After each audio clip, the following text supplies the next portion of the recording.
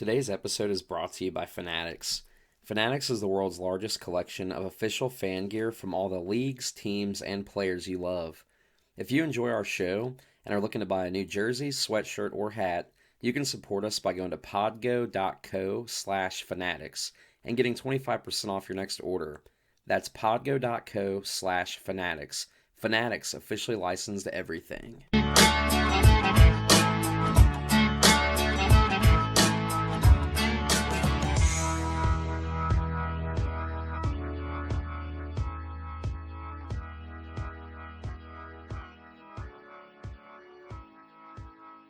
Welcome back to the Bro Country Podcast. My name is Joey, and as always, I'm joined by...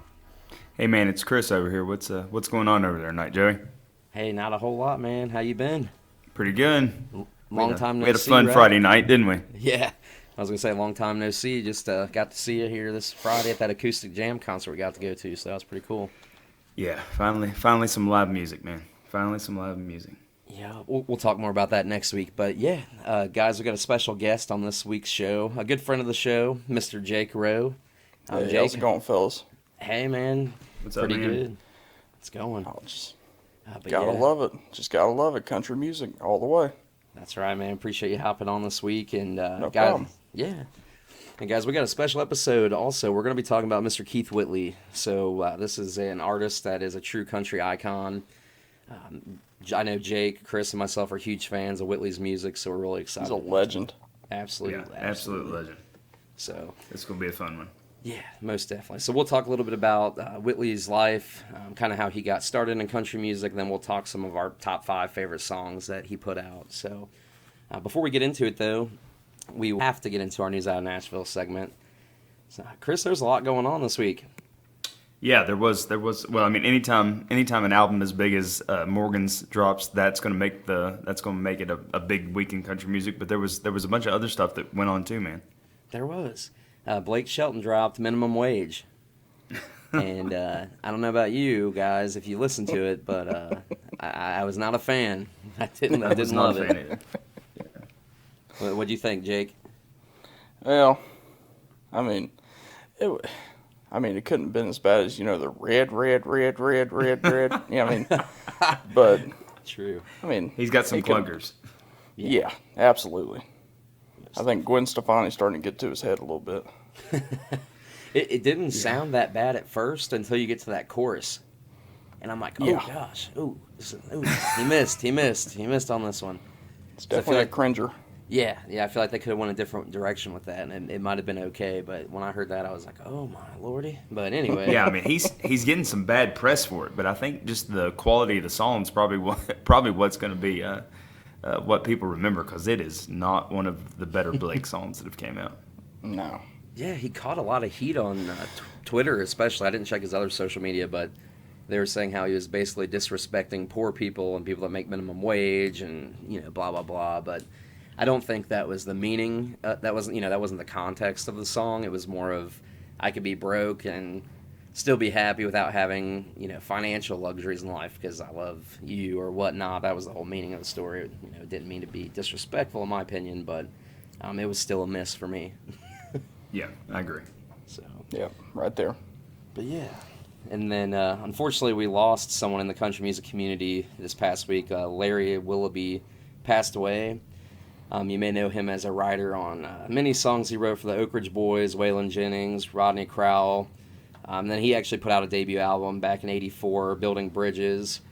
And you may recognize that song because Brooks and Dunn covered that title track in 2006, and it reached number 4 on the charts. So rest in peace. Our thoughts and condolences out to his friends and family for sure. Yeah, I mean, you saw the post from Luke Bryan. I mean, I think Luke pretty much says, without Larry Willoughby, he would not have been signed to Capitol. So, and I think Eric Church said a similar thing. So I think he was pretty instrumental in signing some of the guys that we love so much. Yeah, absolutely. I saw both those guys talking about that on social media and stuff. So yeah, that was crazy. But definitely rest in peace there. But positive, Garth is actually set to receive the Kennedy Center Honors, which the Kennedy Center Honors are it's like a prestigious lifetime artistic achievement award. So he's set to receive that award on June 6th. That sounds pretty Yeah, big. I was surprised that he hadn't already received it before now. Right? That was crazy. When I actually got a what is it called? A push notification on my phone from our local radio station because I have their app on my phone, and I was like, he doesn't already have that, but whatever. So I thought that was pretty cool. But yeah, and then Morgan Wallen recently did that live stream to promote the new album at the Ryman. Did you guys get a chance to catch that? I did not. No, I did not catch that. I fast forwarded through it, so I watched a little bit of it, but I did not watch the whole hour and a half, and I did not watch it live. What about you, Joey? Oh man, I watched it live. I had the party lights going, the regular lights off, a beer in my hand, acting like I was at Riverbend Music Center in Cincinnati, Ohio. Absolutely. I mean, Actually, you I'm just not kidding. gotta. Right. No, it was good. It was a good. I thought it was a really good promotional piece for him to promote the album, and there was a limited audience there too, which was pretty cool. I think most of them were like his fan club members. Yeah. So that was pretty cool that they got to go and experience that, and you could tell he's missing being able to perform for crowds because he was pretty hyped up for quite a few of them songs. So that was cool for him. Yeah, I will say Morgan's team has done an amazing job at promotion this last week. Like, he's been everywhere. I mean, it's everywhere you've looked, you've seen nothing but Morgan. So his team really did a good job at getting the word out about this album. Oh yeah, and a ton of other artists are even helping him promote it. Like I saw Nico Moon, Thomas Rhett, a bunch of people just like making posts like, "Oh, I co-wrote this one on Morgan's album. I've been, spinning that all week." Blah blah blah, just hyping it up themselves. So it's pretty cool. Yeah. But speaking of Thomas Rhett covered one of the songs. Was it a song that he co-wrote? Maybe, I don't know. I haven't seen the video yet. I just saw that he had already done a cover of one of the songs. Yeah, he did. It was which one was it? I saw it. Man, I can't remember which one it was. I'm actually pulling up his Instagram right now. It's hard to remember from the 30 songs that are on the album. Yeah. Man, I can't find it now. But you'll find it. We'll figure it out. We'll catch back up with you guys next week on that one. But but yeah, he did cover one of them. I can't remember which one it was though. But speaking of Morgan promoting the new album and everything, Chris, you want to talk a little bit about the first week numbers that just came out for Morgan's album? Dangerous? Yeah. So I mean, we're going to be diving pretty deep into Morgan and this album next week. But I mean, that the numbers just came out. The Billboard just posted the numbers, and it's the biggest country album first week sales since Carrie's Cry Pretty two years ago, and it did 265,000 equivalent units. The Carrie album had a concert promotion kind of behind it. If you bought a concert ticket, you got an album, and those counted back then. So her album was not nearly as big as this. I mean, this 265,000 units, 185,000 units just in streaming. So I think it over doubled the largest streaming week in the history of country music. I mean, it's pretty incredible. It's pretty massive numbers. I think there's only been 10 country albums debut at number one in the last 5 years on the Billboard 200. So, this puts Morgan up with all the other superstars of country music. So when somebody gets this big in country music, it helps the whole genre. So I mean. Yeah. I'm sure that's why Thomas Rhett's out there, doing covers of these songs and stuff. Because if somebody's as big as Morgan, it just helps. It helps everybody in the genre. Yeah, I'm with you on that. Yeah. But speaking of album units and sales, I actually yesterday I sent the wife out to Target to get the Target exclusive version of the album because you get the 2 bonus tracks, right? So, and I had a couple friends over last night. We were playing some games, like board games, and having a movie night or whatever. But the wife gets back and we pop the album in because we've, all of us have already heard the whole album. We're just wanting to hear those 2 bonus tracks. So my buddy put it in and went to number 15 on the second disc, went to go to number 16, and it just took him back to number 1. And he's like, Joey, I don't know really what the hell's going on, but there aren't any bonus tracks on this record. And I'm like, what? And so I had to get on Google. We all were Googling it and found a Reddit thread where it was an error and they were like mispressed and those bonus tracks actually didn't wind up getting put on the CDs. And I don't know if they weren't put on all the vinyls or not, but Target didn't even have any of the vinyls. They were sold out. So Long story short, I had to tweet. I tweeted at Target because I read in the Reddit thread that's what you should do is reach out to him on Twitter. Then they told me to email or call them, so I emailed them. And I was like, oh crap, it's the weekend. Like they probably aren't gonna get back to me, and with tomorrow being a holiday and everything, I probably won't hear back for a few days. So then I actually did get a DM on Twitter, and they were like, give our customer service team a call, blah blah blah. So I called this guy, transferred me to another guy, that transferred me to another girl, that transferred me to another guy. And long story short, within 2 hours, they sent me an email with a link and then a secret code to download the 2 songs as an MP3 onto my phone.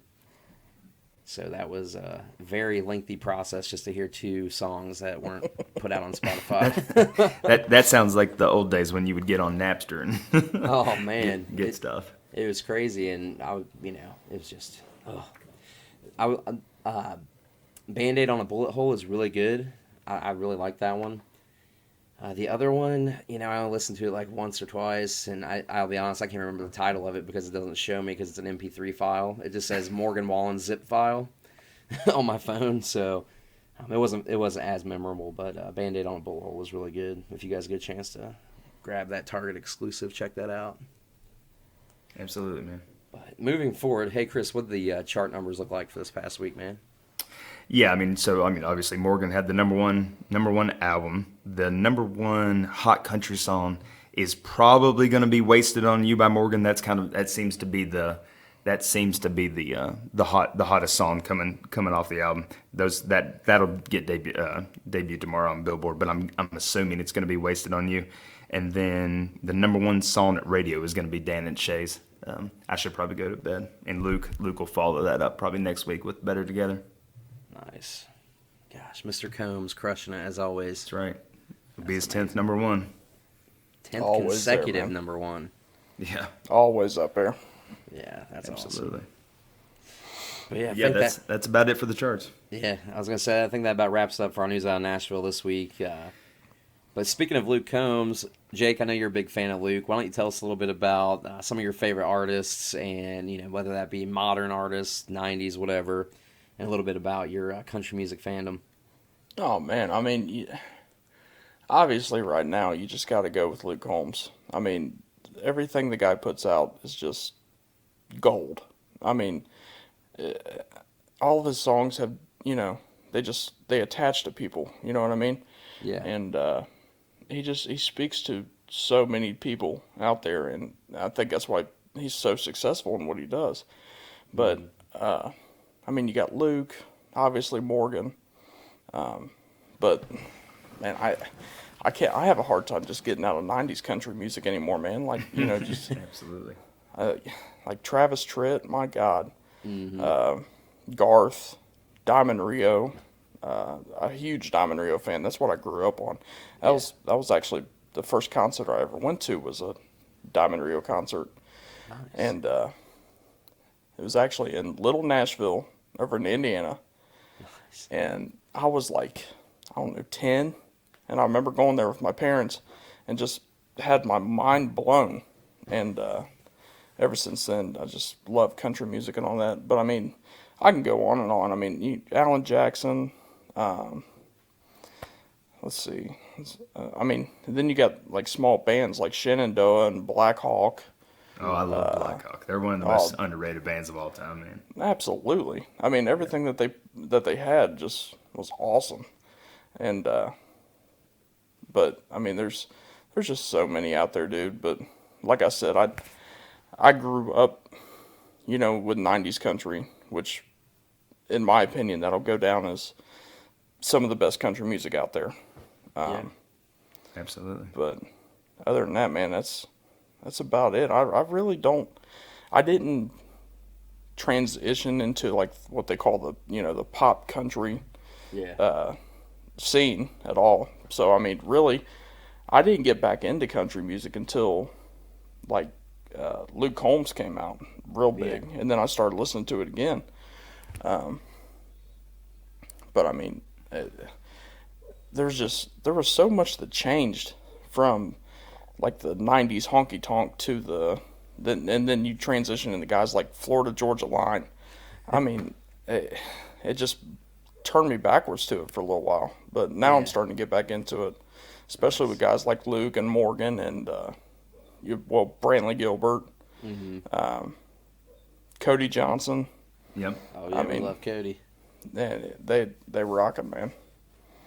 And Chris and I have talked about that on the show before with this kind of like '90s resurgence with a modern twist to it, like you mentioned, guys like Luke Combs, Morgan Wallen, Riley Green, Cody Johnson out of the Texas scene. So Yep. John Party. John Party, how could Yeah, you, John how could we Party. leave him out? So yeah, you're exactly right. There's just been like this resurgence in it, and it's just been incredible. So Oh, and guys like Riley Green too. Love Riley Green. dude, he's awesome. But yeah, I'm really liking the way that country music's starting to go back to, its roots, kinda. You know what I mean? Relatable, meaningful storytelling songs. Right. You get some Right. party anthems here and there, but that's okay. They help an album sell, so. Right. Exactly. But Yeah, as long as it's all not just that same stuff that we were getting there for, probably, I don't know, probably 8 to 10 years. It was all just either beach or party stuff, and that's what country music was. yeah. It was all about a girl and a lifted truck and some back roads. That's all it was. I mean, Yep. That was that's it. what every song was about. And it was cool at first, but then every single artist was doing the same exact thing. The Kinda like, same exact thing. Kind of like now, there's a YouTuber that Chris and I watch. His name's Grady Smith, and he reviews country music and talks about country music on his channel. And he refers to the modern era of these guys, and no disrespect to these guys, but Russell Dickerson, Brett Eldridge, all these guys that are, he calls them boyfriend country. Because they're basically just like all about worshiping their women, and that's cool, but everybody's doing it. Everybody's doing these like Kane Brown. What's that one? Worship You. Just like Worship You, his new single. like it's literally called Worship You, and Grady did a video about that. He's like, I talked about this, and then like the next week, Kane Brown drops a single called Worship You. So to have those guys like Riley and Luke and Morgan and Party that are a little bit different and just more '90s sounding and different in a way. It's just been nice to have that. So Yeah. Yeah, it's definitely a nice turnaround from what it was for the past 10 years. yeah, I'd say 2010 to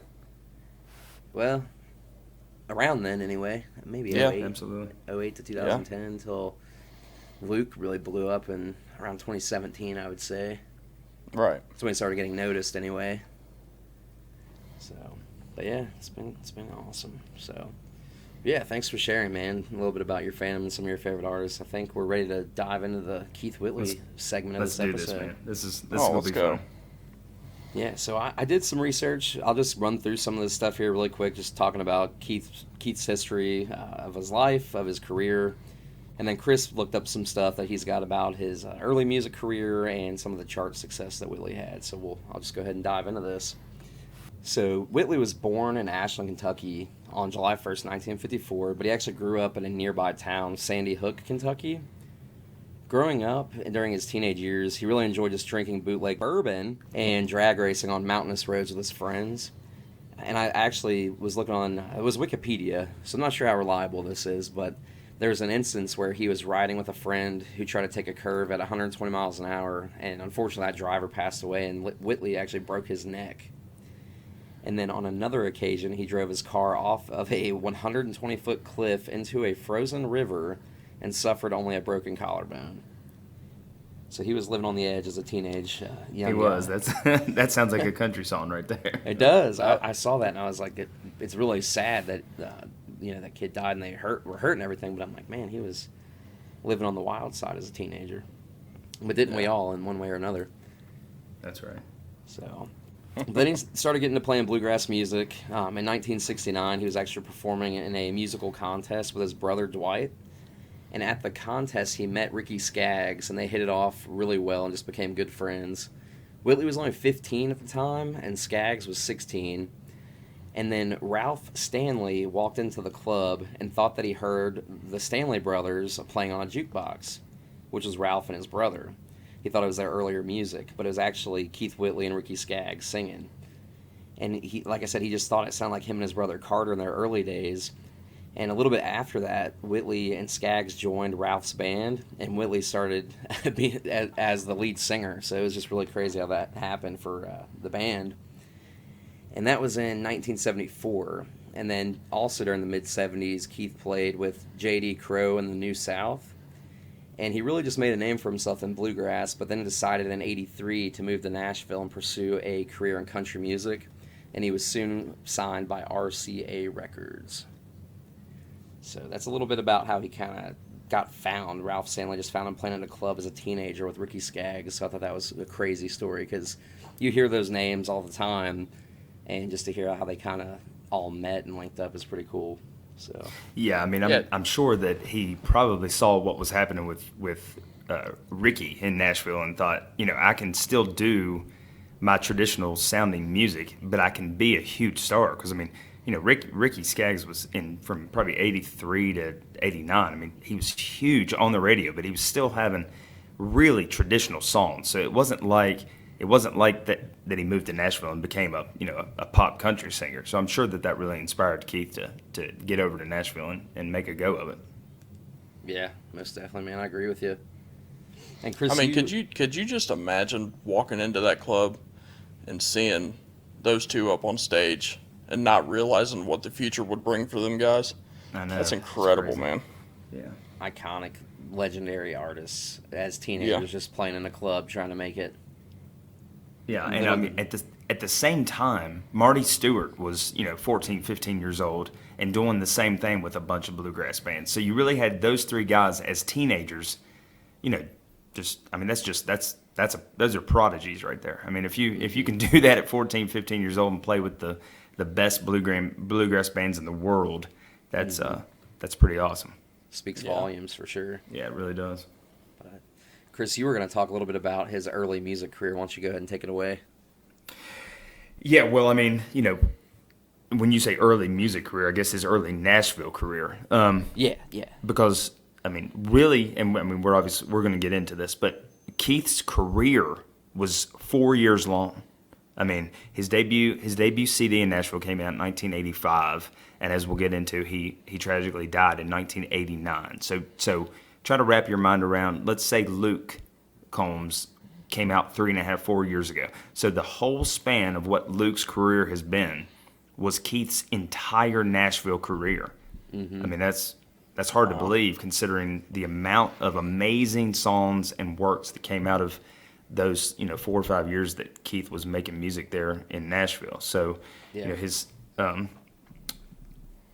he as we'll get into it, but I mean the first record had Miami and Homecoming '63 and 10 Feet Away, and it really established him as kind of one of the next guys, but not as the guy. I mean, at that time in Nashville, obviously Strait was already king, so he was dominating Nashville at that point, and Randy Travis had just came out and was taking over as the new neo-traditional guy. So those were the kind of the scene in Nashville at the time was you had George and Randy, you had Alabama, you had Reba, and you had the Judds. Those were kind of the 5 huge acts in Nashville at the time. And then here comes Keith with just that stone cold Kentucky sound coming out of him. Early 80s had been a really poppy era in country music with, Kenny Rogers and a lot of Dolly stuff was real poppy in the 80s. And, Randy and Keith really turned that completely around to some of the most traditional music that ever came out of Nashville. So right off the bat, Keith was recognized as one of the guys and had hits right off the bat off the first record. Probably not what you would consider his signature songs that we'll get to here in a little bit, but I mean right out of the gate he was having top 10 songs, top 5 songs. I don't think he did not have any number 1 hits off his first record, but there's still songs that get played today. So I mean they're he's like I said he started off really strong right out of the gate. Yeah. Absolutely. Just a phenom right off the gate. And, yeah. I mean, these are songs that you're talking that are still covered by artists today. They're timeless songs. They'll just live on forever. Yeah. So, and to, have that happen in a 4-year career in Nashville is incredible. That's mind blowing. I mean, Yeah. if you think of the impact that he put into country music in just 4 years of being in Nashville, my God, could you imagine what the guy would have done if he wouldn't have passed away so early? Oh my! I mean, it's hard to imagine. I mean, if he would have went on, I mean, it wouldn't be out of mind to put him right up there with George Strait. Oh, Yeah. yeah. I mean, Yeah. if it would have continued, but Yeah. the good die young. You know what I mean? Yeah, That's absolutely, right. man. Absolutely.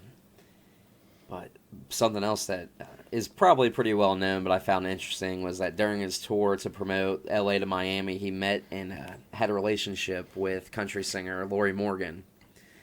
And then they actually got married in November of 1986, had their son, their only child, Jesse Keith Whitley. Whitley did actually adopt Lori's daughter, Morgan, from her first marriage. And like we kind of just mentioned, he passed away very young. He actually passed on May 9th of 1989 due to alcohol poisoning. After his death, though, he had his third album ready to go right before he passed away. So, since his passing, they've still continuously released his music, tribute albums, greatest hits, all these things. And the third studio album was I Wonder Do You Think of Me, and it was put out 3 months after he passed away. That actually had 2 more number ones, It Ain't Nothing and I Wonder Do You Think of Me, the title track. And something else I found that was pretty cool was he had cut a work tape for a song called Tell Lori I Love Her. Are you guys familiar? You guys know that song? Yeah, I've heard it. Yeah. So it was released on the Greatest Hits album, but initially he just sang it as a work tape, and it was supposed to be sang at his wedding by Curtis Young. It was never actually supposed to be put out, but after he passed away, they, remastered the track and put it out on the Greatest Hits album, so that was pretty cool. And then in 1994, Lori got a bunch of his bluegrass friends and big names in country music, like Alan Jackson, Diamond Rio, and a few other major names to release the tribute album. And then in 95, Lori produced Wherever You Are Tonight from old demos that had been remastered. And in 2004, Jeff Swope, I believe is his last name. Forgive me if I'm mispronouncing that. He started actually writing up a film for the life of Keith Whitley. And in 2010, he announced that pre-production was ready to go, and it was just pending investors. But I couldn't find anything about the movie, obviously it didn't look like it had happened, anything that I could find, and I couldn't find out why it never happened, or if it's still something that's in the works. Chris, do you know anything about that at all? Well, I mean, I think just I've read stuff over the years about who owns a lot of the stuff back then. It's kind of murky on who owns the rights to the masters of some of the songs and who owns his likeness, and there's some murkiness on that kind of stuff. I mean, Lori owns some of his stuff. Obviously, their son owns some of the stuff. Some of the songs that Keith cut and wrote were on a different label, and then he switched labels. So I think there's a lot of legal mumbo jumbo when it comes to Keith. I mean, Keith was 34 years old when he died. I've been racking my brain all day. I mean, in my lifetime and in your all's lifetime, has there ever been another country superstar that died right in the middle of his prime? I mean, can you all think of anybody else in the last 40 years, probably? No, not off the top of my head, anyway. No. Yeah, I mean, I couldn't think of anybody. No. So I think there's just a lot of legal stuff that has kept them from doing certain things with his legacy, I think is what I read. Yeah. I couldn't find anything, and I don't know if it'll ever come to fruition, but I think it would be an interesting project to see, come onto the screen and just see a movie based on his life. Yeah, absolutely. Oh, that'd be awesome to see. Yeah, I think that would be very interesting, and I would hope that they would serve his legacy well by doing so, But. Well, speaking of his legacy, now, I mean, this is something that's going to get me fired up. But last year, right before the pandemic, the Hall of Fame, they always do 3 or 4, like what they call like keystone exhibits each year, and it's pretty much like that whole top floor of the Hall of Fame. Yeah. And right before the pandemic, they had a Keith Whitley exhibit. but Keith is not in the Country Music Hall of Fame, which is just, to me, that's total insanity. And I'm sure that that's going to get fixed probably in the next couple of years. But I mean, for them to make him the main exhibit at the Hall of Fame and he's still not in the Hall of Fame is mind blowing to me. Yeah, that is mind blowing. I mean, you know, the guy had passed away so many years ago, and I mean, so many artists that were, you know, maybe they were deserving, but maybe not as deserving as a guy like Whitley to make it in, have been inducted, guys and gals, I should say. And yeah, I think you're right to make him one of the main exhibits. Not even have him inducted as a member is kind of crazy. Yeah, I mean, I'm sure it's because he only recorded 3 albums, of finished music before he died. So his career was so short, but the impact that he's had on country music is all time. Yeah, like I mentioned just a few minutes ago, just his voice and his storytelling songs were just timeless, and they'll live on forever. One of the best voices of all time in country music. I agree. But one of the most pure voices. I mean, not just in country music, but I mean, period. In anything. Yeah. I mean, the guy. I mean, he had a voice of an angel. Not to put it cheesy or nothing, but my God, he was just amazing to listen to. Yeah, most definitely. And preparing for this episode, I've been re-listening to a lot of his music this past week, and same. You're just like, my God, the guy could sing it, man. Anything, and sad that the world lost such a beautiful voice and beautiful person so young. Yeah. Because, like you mentioned a few minutes ago, I think it was Jake, like, could you imagine what he could have done with his career? And, obviously he was a family man, too. He had a wife and a kid, so for them, obviously it was horrifying and sad, too. And his son, he sings, too. And, I mean, he covers a lot of Keith's music, like Don't Close Your Eyes. I found a video earlier today where he covered Tell Lori I Love Her and dedicated it to his mom at one of his shows, and that was pretty, like, it was like a gut punch almost, because you're like, golly, he just kind of felt the emotion there. But yeah, I've actually got tickets in April to see Lori and Jesse Keith, so I'm praying that it doesn't get canceled. Where's that at? It's in Ashland, where Keith was born. It's about an hour and 15 minutes away from me. Oh, nice. Wow. No invite, yeah. All right. Just kidding. I got an extra ticket. All right, I'll be there. Pending COVID guidelines and cancellations.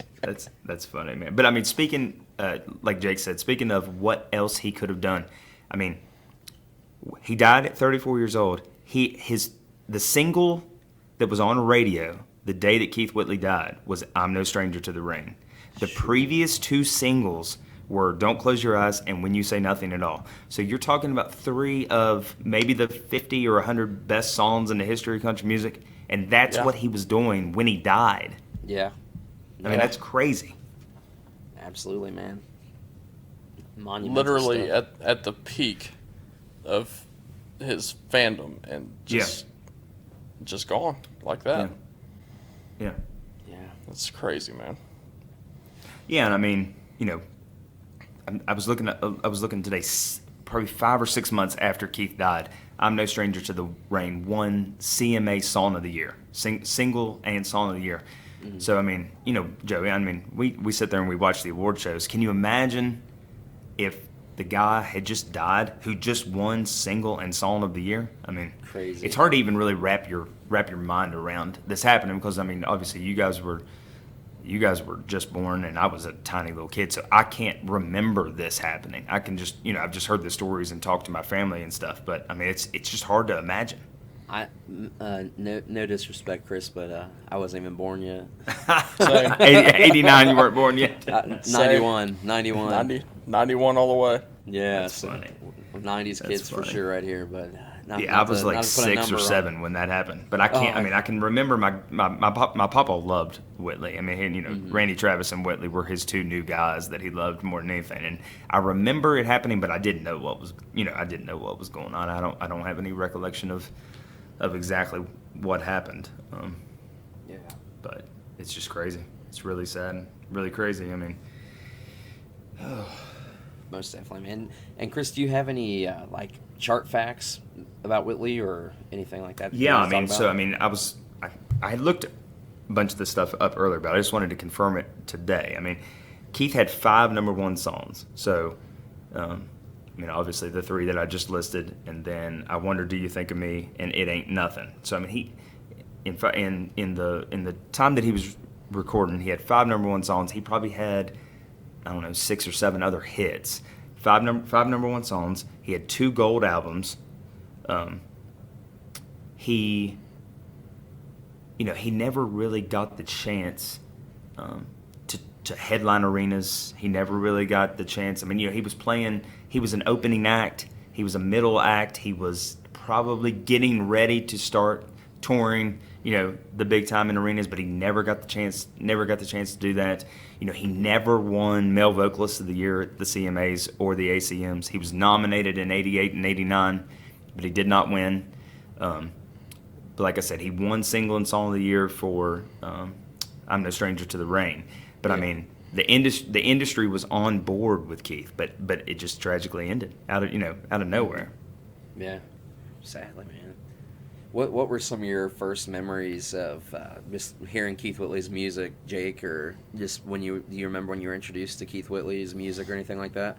Oh man, it was I don't know, back in, I'd say probably middle school, freshman year. Yeah. And just listening to old country music, and you just well, hell, back then you still went to LimeWire and burned a couple CDs. It's not like you could just go to Apple Music or anything like that, but yeah, it's usually just going out to friends' houses and stuff like that, and playing old country music, and their dads coming out and throwing on their old tracks, and then you just start listening to Whitley, and it's like, man, who is this guy? Like, where did he come from? Yeah. And then you just start listening to more tracks, and you just fell in love with the guy. Yeah. And I mean, his music, it hits you right in the heart, because he's so deep with his lyrics and the meanings of the songs and the storytelling, and to back it up with a voice like his, it's incredible. Yeah, absolutely incredible. What about you, Chris? What are your first memories of being introduced to Whitley's music? Well, my very first memory of his music was actually, I think, probably the second or third single after the record came out that he had recorded before he died, and he had those 2 or 3 hits. They waited a couple years, and then they put another record out of 10 or 11 songs of stuff that he had recorded. And he had recorded a duet with Earl Thomas Conley called Brotherly Love. And I think I was 9 or 10, and they had made a video for CMT. Obviously, neither, Keith wasn't in it, Earl Thomas Conley wasn't in it. It was just kind of like it showed 2 brothers kind of growing up and stuff. But, when I was 9 or 10, I was glued to CMT. So I just remember that was probably the first song that I remember of Keith Whitley's. But really, when I became a massive Whitley fan was in '95 when the tribute album came out, and they released "When You Say Nothing at All" by Alison Krauss as a single, and it was a massive hit. Like, I mean, that's how Alison Krauss got discovered. That was her kind of claim to fame to Nashville. She was only like 23, 24 years old, and I think a lot of people my age, that's probably when they first were introduced to Whitley, was when she had a huge hit with that song. Because, I mean, her, you want to talk about a voice of an angel, and the way that she sings that song, I was like, what is this? And then my cousin kind of told me, well, this was a huge hit, 5 or 6 years ago for Keith Whitley, and that kind of made me jump in to find out more about him. Yeah, I actually have a very similar story, Chris. I heard the Alison Krauss version, and I think my grandpa. We actually heard it on the radio driving in this old GMC. It wasn't in the 90s. It was probably the early 2000s when we heard it. And I was in middle school, I want to say. Like middle to late, 7th, 8th grade, something like that. And my grandpa told me like a similar story to that. And that just kind of made me want to dive deeper and learn more about him. And over the years, as I've gotten older, I've just learned to appreciate those songs even more and listen to them even more. So, nothing too fancy, just a day listening to the country radio with my grandpa. Yeah. So, but yeah. Absolutely, man. How awesome would it be to see if it was possible to just see a live duet of Alison Krauss and Keith Whitley sing that song on stage together? Oh my I gosh. mean, you want to talk about chills? Yeah. That She would did. be- She definitely did the song justice. That's for sure. I couldn't imagine Oh, hearing them both do it. Absolutely. There's probably some technological advanced way someone could make a reproduction happen. I'm sure. Oh, dude, Yeah. anybody can cut and edit anything and put it on YouTube or TikTok. I mean, come on. But the live show is what it's about. Oh yeah. So, but yeah, that's Absolutely, crazy. man. Crazy thought. But yeah, so I think that's going to wrap up kind of the history, life, career of Keith Whitley. We're going to get into the more fun side of this and talk about our favorite Whitley tracks. Like we always do, guys, we're going to go 5, 4, 3, 2, 1. We'll start with our lowest to our highest, which I don't think any song the man's put out we would ever say is bad. I think I can speak for all three of us when I say that. Absolutely. But I'll go ahead and get it kicked off here. At number 5, I've got When You Say Nothing at All. Mm. There you So, go. Had to throw that in my top 5. Chris, what do you have at 5, man? At 5, I've got I'm Over You. Ooh, good one. It's a good one. Jake, what'd you have, my man? I got Somebody's Doing Me Right. Oh my gosh, that's Ooh. an awesome song. That is a great track right there. That is a good one. It was so hard for me not to pick the the obviously well-known songs by Whitley, you know? Yeah, I mean, that's it's hard not to, but if you dig down deep into his albums, man, there's so many other good tracks. Mm-hmm.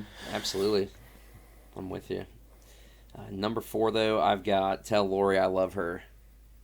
I think the story behind that and how it was originally just a work tape for the wedding, and then after he passed, they put it on the Greatest Hits album, and, you know, to her, that's probably a very special song, you know, and I like the song. It's a good love letter to his wife, so I thought that was really cool.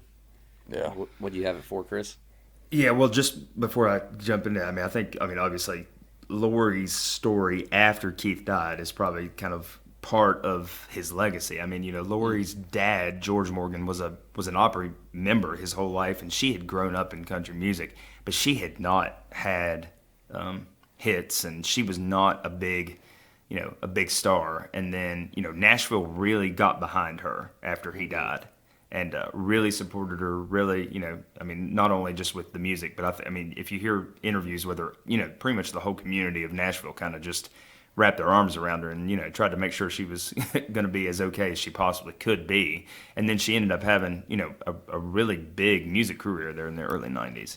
And, I mean, I can't imagine what that would have been like for her with 2 small kids and losing him like that. So, I mean, that's pretty crazy.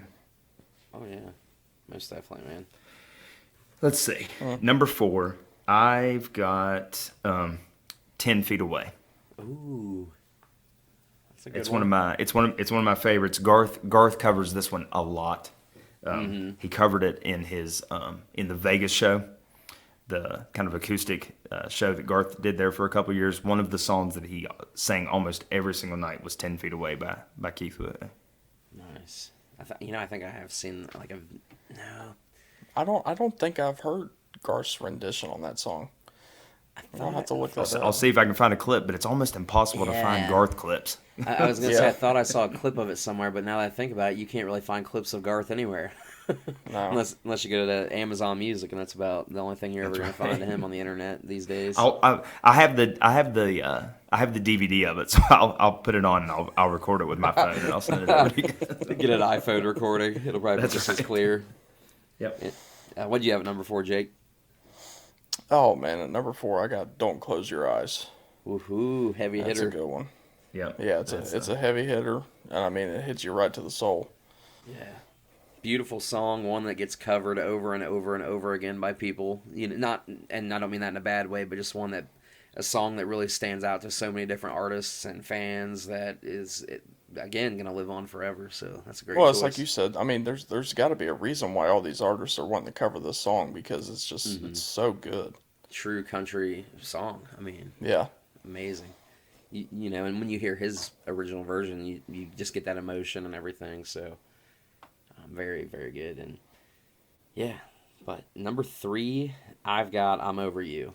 So, Oh, there you go. Chris, I That's thought a we good would one. we would share similar similar lists like we always do. Yeah, it's an awesome song. Yeah. What do you have at number 3, Chris? Number 3, I've got "Brotherly Love" with Earl Thomas Conley. It was, like I said, it was the first song of Whitley's that I heard, and Lindsay and I were talking earlier. How many country artists are there that the very first time you heard their voice, you thought that's what country music sounds like? Yep. Keith Whitley, George Jones. Who else is on that list? I mean, it's like, I mean, to me, that's almost the list. Yeah. Yeah.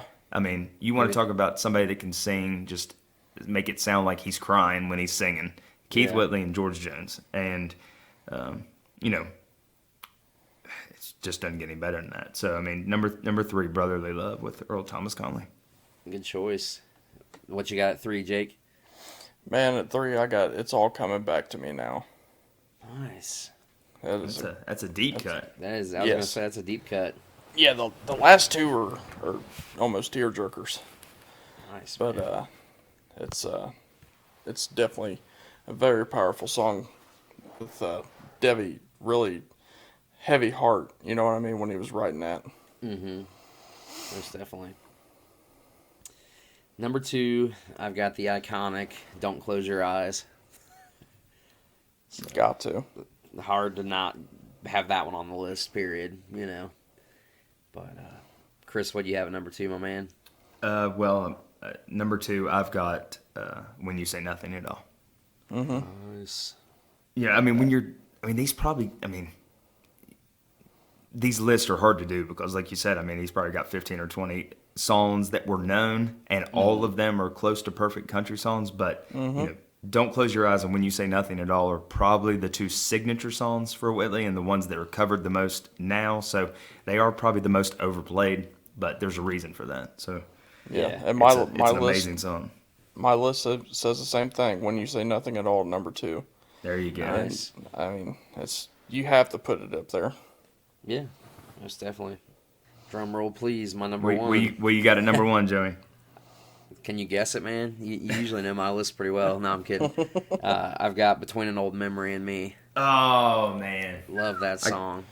that is an awesome song. I've got it written in my honorable mentions, but I did not include it in my top 5. But that's an Yeah. amazing I didn't even song. think of that one. Yeah, it That's a good one. I can't believe you didn't think of that, Jake, because Tritt had a massive hit with it. I know Yeah. he did. I know he And, did. It's just it's a brain fart moment, man. Oh my gosh, yeah, that is one of my favorite Keith Whitley song today when I was making my list anyway. So, but yeah, that's one I go back to often and I've listened to over the years, and it's full of emotion. So Yeah. true to your roots as country as it gets. Yeah, it really is, man. You know the Texas guy that I love so much, Josh Ward, that I Yeah. went to see with Cody. He does a cover of that, and he sounds really similar to Keith on it. I mean, that's as good as it gets right there. Yeah, I'll have to look that up. Is it? Can you stream it? Spotify? Oh yeah. Yeah. I'll send it over to you. Like But the trick cover of it. I mean, he had a top 5 hit with it in like 94, 95. Big hit with it. Travis Tritt. That's awesome. Chris, what you got number 1, man? My number 1 is kind of just tied for number 2. I tried to come up with stuff to put up here other than these 2 songs, but I mean, to me, if I was going to make a list of the best 10 country songs of my lifetime, "Don't Close Your Eyes" and "When You Say Nothing at All" both would be on that list. So Yep. number 1, Fact. "Don't Close Your Eyes." Fact. Yep. I agree. Jake, what do you got rolling in at number 1, man? Well, and the only reason that this is number 1 is because this is how I found Whitley on it, and I felt that it just needed to be at the top because this is what made me fall in love with this guy, and it's "I'm No Stranger to the Rain." Oh, Nice. And I mean, it's a great song. Yeah, Great song. that was going to be one of my honorable mentions. "I'm No Stranger to the Rain." That's an amazing song. yeah, I Yeah. mean, it's just impossible to pick your favorites because there's so many good ones. Well, And it's like my list here. I've got 3 of his top 5 most known songs, Yeah. And it's just hard not to put him at the top. You know what I mean? Most definitely, Yeah. man. And that just speaks volumes of him as a musician and an artist, that he had such a, short career, and there are so many tracks that it's hard to pin, it's hard to really pin that top 5 down. Yeah. So Yeah, it's like how do you take 4 years worth of iconic work and try to expand that out and just think what would have been. And Yeah. it's incredible. I mean, it truly is a shame that was gone so early. Mhm. But I mean, the footprint that he's left at country music and in Nashville for just being in there in that 4 years, I don't think there's anybody that's been in country music that would leave an impact as small as he did go for so long. You know what I Right. mean? Yeah. Such a short time that just lasted. I mean, I feel like in a lot of ways, his legacy is as strong today as it was 30 years ago. I mean, Yeah. Oh yeah. I mean, these songs are probably bigger today than they were 10 or 15 years ago. I mean, Oh, yeah. Don't Close Your Eyes is and When You Say Nothing, but especially Don't Close Your Eyes. I mean, Chris Young, Luke Combs, Morgan Wallen. I mean, the Dylan who's who of Scott. country music say, this is like one of my favorite songs. This is why I love country music. Yeah. And I mean, Dylan Scott, he's is more recognizable as like pop country or whatever, but he put out an EP of Whitley covers. He's got like, gosh, seven tracks on there. He's got, I'm looking at it right now. Don't Close Your Eyes, I'm Over You, When You Say Nothing at All, 10 Feet Away, Miami, Between an Old Memory and Me, and Tell Lori I Love Her. And Lori Morgan's on that one with him. And I mean, all these newer artists are just like helping his legacy live on, So it's Well, really that's cool. like I'm saying. That's the impact that he put on country music. Mm-hmm. Even these new guys are just looking back to him like, man, this guy was gold. Yeah. And it speaks volumes about his work. It really does. Yeah. Most definitely. Absolutely, man. Did you have any other honorable mentions written down there, Joey? Nah, man. I said one of my honorable mentions, but I only plugged one in for this week. I could probably plug in a bunch more, but Yeah, I mean, narrow it down. I had No Stranger to the Rain, and I mean the only reason I didn't put it in the top 5 is because I just didn't want to put all of the smash hits in the top 5. And then I had we had not talked about Homecoming '63. That's another one of my favorite Whitley songs.